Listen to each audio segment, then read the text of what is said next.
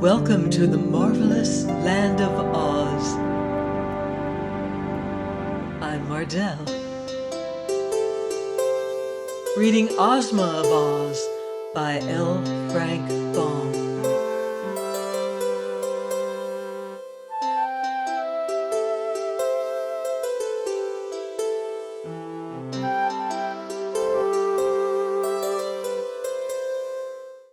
Chapter 10. The Giant with the Hammer. The road led for a time through a pretty farm country, and then past a picnic grove that was very inviting. But the procession continued to steadily advance until Billina cried in an abrupt and commanding manner, "Wait, wait!" Ozma stopped her chariot so suddenly that the Scarecrow's sawhorse nearly ran into it, and the ranks of the army tumbled over one another before they could come to a halt. Immediately the Yellow Hen struggled from Dorothy's arms and flew into a clump of bushes by the roadside. "What's the matter?" called the Tin Woodman anxiously. "Why, Billina wants to lay her egg, that's all," said Dorothy. "Lay her egg?" repeated the Tin Woodman in astonishment. "Yes, she lays one every morning about this time, and it's quite fresh," said the girl.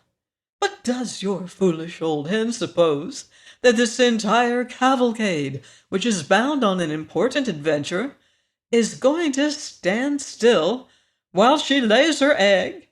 inquired the Tin Woodman earnestly. "What else can we do?"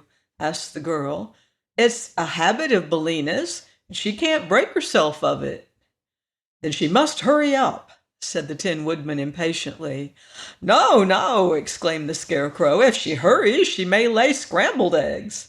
"That's nonsense," said Dorothy. "But Billina won't be long, I'm sure." So they stood and waited, although all were restless and anxious to proceed. And by the Yellow Hen came from the bushes saying, "Quack, quack, quack, quack, quack, quack, quack." "What is she doing, singing her lay?" asked the Scarecrow. "Forward march!" shouted the Tin Woodman, waving his axe, and the procession started just as Dorothy had once more grabbed Billina in her arms. "Isn't anyone going to get my egg?" cried the hen in great excitement. "I'll get it," said the Scarecrow, and at his command the Sawhorse pranced into the bushes. The straw man soon found the egg, which he placed in his jacket pocket.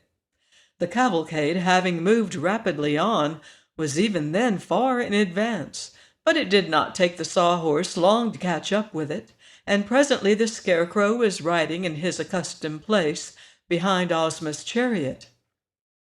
"What shall I do with the egg?" he asked Dorothy. "I do not know," the girl answered.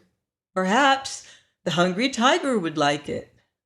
"It would not be enough to fill one of my back teeth," remarked the tiger. "A bushel of them, hard boiled, might take a little of the edge off my appetite, but one egg isn't good for anything at all that I know of." "No, it wouldn't even make a sponge cake," said the Scarecrow thoughtfully. "The Tin Woodman might carry it with his axe and hatchet, but after all, I may as well keep it myself for a souvenir." So he left it in his pocket. They had now reached that part of the valley that lay between the two high mountains, which Dorothy had seen from her tower window. At the far end was the third great mountain, which blocked the valley and was the northern edge of the land of Ev.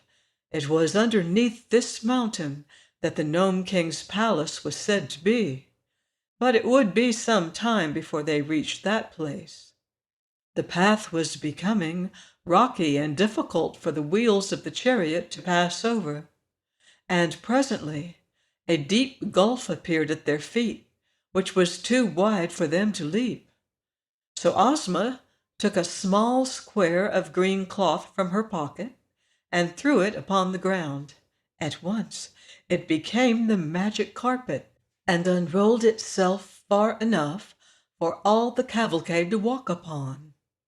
The chariot now advanced, and the green carpet unrolled before it, crossing the gulf on a level with its banks, so that all passed over in safety.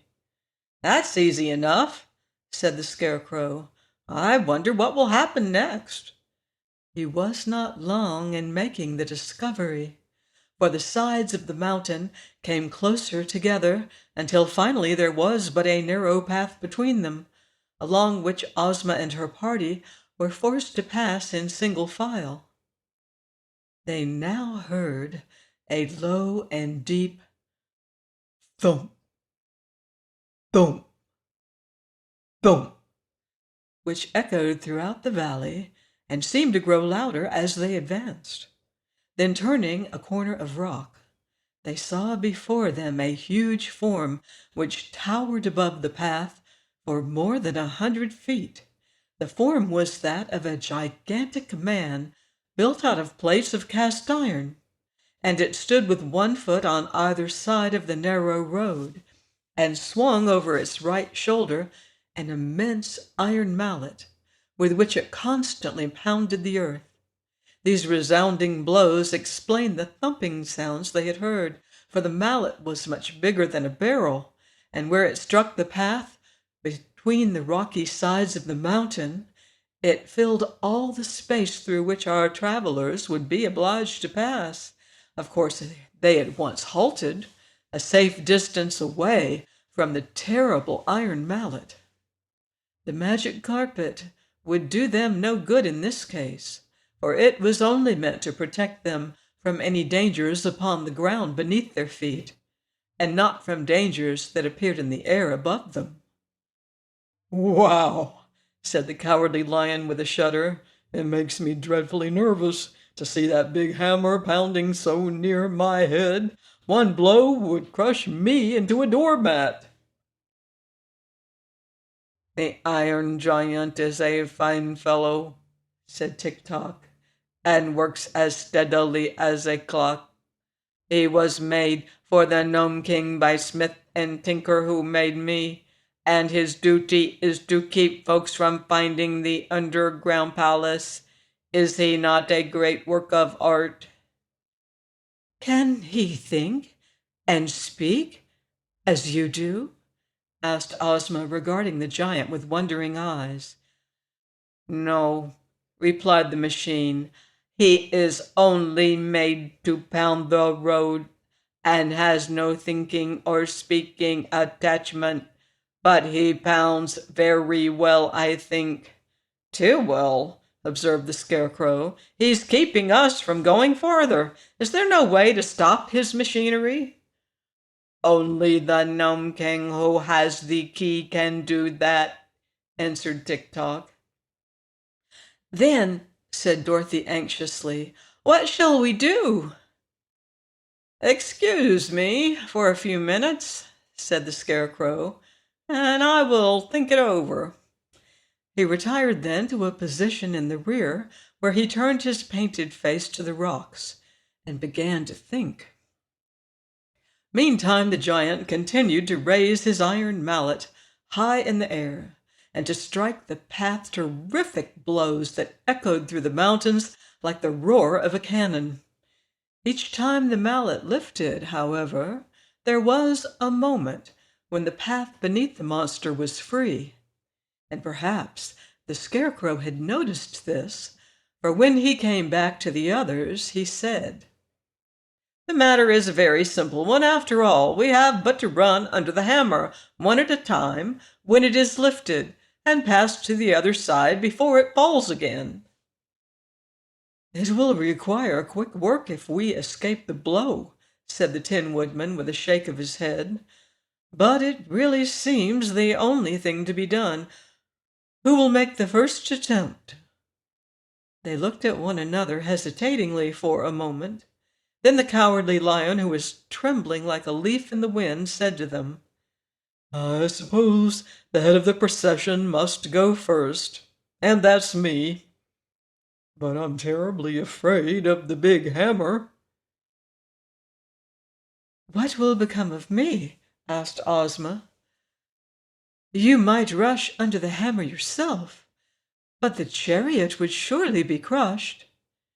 "We must leave the chariot," said the Scarecrow, "but you two girls can ride upon the backs of the lion and the tiger." So this was decided upon, and Ozma, as soon as the lion was unfastened from the chariot, at once mounted the beast's back and said she was ready. "Cling fast to his mane," advised Dorothy. "I used to ride him myself, and that's the way I held on." So Ozma clung fast to the mane, and the lion crouched in the path and eyed the swinging mallet carefully until he knew just the instant it would begin to rise in the air.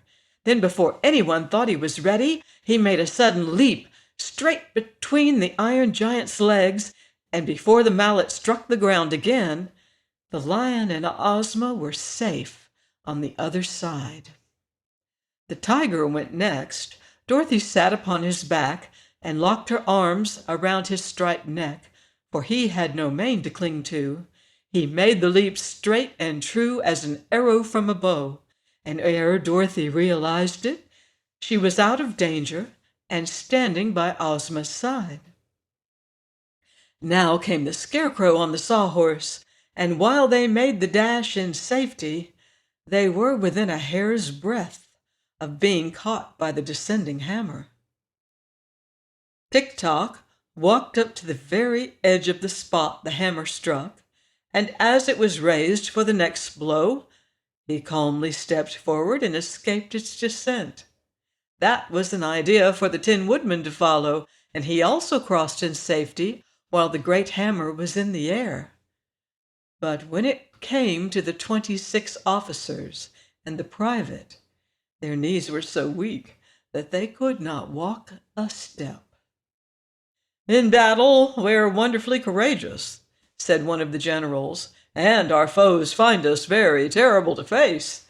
But war is one thing, and this is another. When it comes to being pounded upon the head by an iron hammer and smashed into pancakes, we naturally object." "Make a run for it," urged the Scarecrow. "Our knees shake so that we cannot run," answered a captain. "If we should try it, we would all certainly be pounded to a jelly." "Well, well," sighed the Cowardly Lion, "I see, friend Tiger, that we must place ourselves in great danger to rescue this bold army. Come with me, and we will do the best we can." So Ozma and Dorothy, having already dismounted from their backs, the lion and the tiger leaped back again under the awful hammer and returned with the two generals clinging to their necks. They repeated this daring passage 12 times when all the officers had been carried beneath the giant's legs and landed safely on the further side. By that time the beasts were very tired and panted so hard that their tongues hung out of their great mouths. "But what is to become of the private?" asked Ozma. "Oh, leave him there to guard the chariot," said the lion. "I'm tired out, and won't pass under that mallet again." The officers at once protested that they must have the private with them, else there would be no one for them to command. But neither the lion or the tiger would go after him, and so the Scarecrow sent the Sawhorse. Either the wooden horse was careless, or it failed to properly time the descent of the hammer, for the mighty weapon caught it squarely upon its head and thumped it against the ground so powerfully that the private flew off its back high into the air and landed upon one of the giant's cast-iron arms. Here he clung desperately while the arm rose and fell with each one of the rapid strokes. The Scarecrow dashed in to rescue his Sawhorse and had his left foot smashed by the hammer before he could pull the creature out of danger. Then they found that the Sawhorse had been badly dazed by the blow, for while the hard wooden knot of which his head was formed could not be crushed by the hammer, both his ears were broken off, and he would be unable to hear a sound until some new ones were made for him. Also, his left knee was cracked and had to be bound up with a string. Bellina having fluttered under the hammer, it now remained only to rescue the private, who was riding upon the iron giant's arm, high in the air. The scarecrow lay flat upon the ground and called to the man to jump down upon his body, which was soft because it was stuffed with straw. This the private managed to do, waiting until a time when he was nearest the ground and then letting himself drop upon the scarecrow. He accomplished the feat without breaking any bones, and the scarecrow declared he was not injured in the least.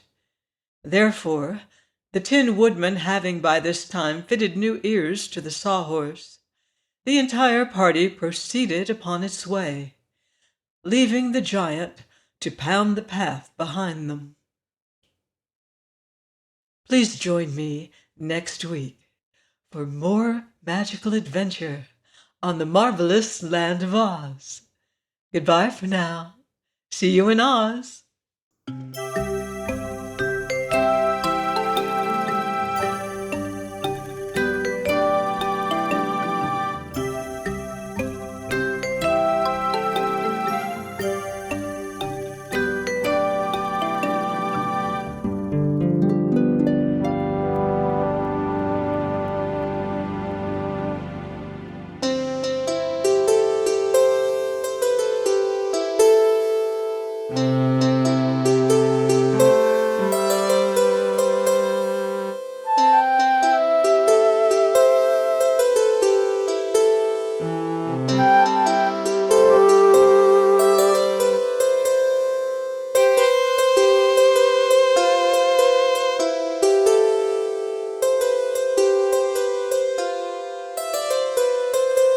Thank you.